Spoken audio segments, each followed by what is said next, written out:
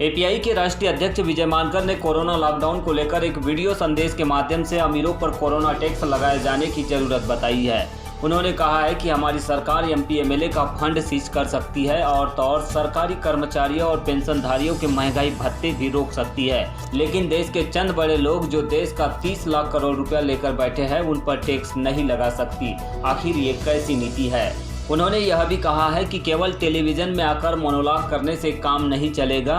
इन तमाम बातों पर सरकार को गंभीरता से सोचने की ज़रूरत है। इसके साथ ही तमाम चीज़ों को एक वैज्ञानिक दृष्टिकोण से देखने की ज़रूरत है। अंतर्राष्ट्रीय कानून और मानव अधिकारों की दृष्टि से देखने की ज़रूरत है। साथ ही साथ अंतर्राष्ट्रीय न्याय की व्यवस्था कैसी हो, इसको भी देखने की ज़रूरत है।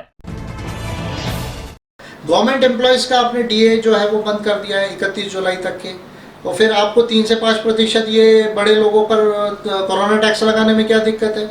यानी आप गवर्नमेंट एम्प्लॉयज़ को डीए रोक सकते हो, आप जो है एमपी एमएलए का फंड जो है उसको सीज कर सकते हो 2 साल के लिए, लेकिन आप जो ये जो बड़े लोग हैं आपके, उनके ऊपर में 30 लाख करोड़ रुपया लेकर बैठे हुए, 52% संपत्ति लेकर बैठे, 10% लोग 77% संपत्ति लेकर बैठे हुए, इन पर आप 2, 4, 5% टैक्स लगा कर कवर नहीं कर सकते।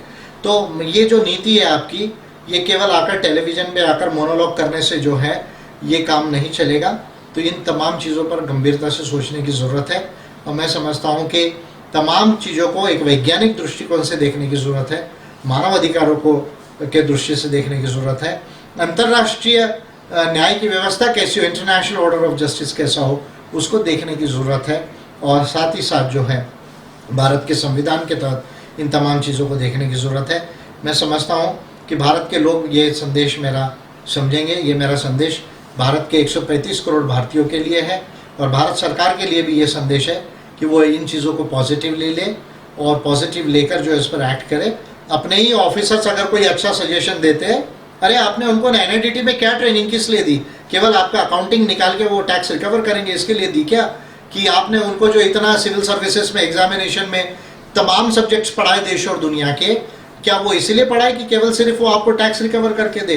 क्यों वो ऑफिसर्स जो है, आईआरएस ऑफिसर्स जो है, क्या वो आपको अच्छा सजेशन नहीं दे सकते? Whether they can not use give you the government of India use the valid suggestion.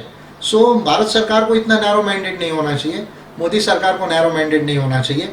वैसे भी 6 साल में पहले नोटबंदी किया, फिर गलत जीएसटी किया, फिर एनबीएफसी क्राइसिस हुआ, फिर आपके एनपीएस का प्रॉब्लम हुआ। अब नोटबंदी से कोरोना बंदी तक भारत की हालत 6 साल में मोदी सरकार ने इस तरह से लाई कि जो 8% से ज़्यादा जीडीपी जा रहा था, अभी वो 0% पर आया।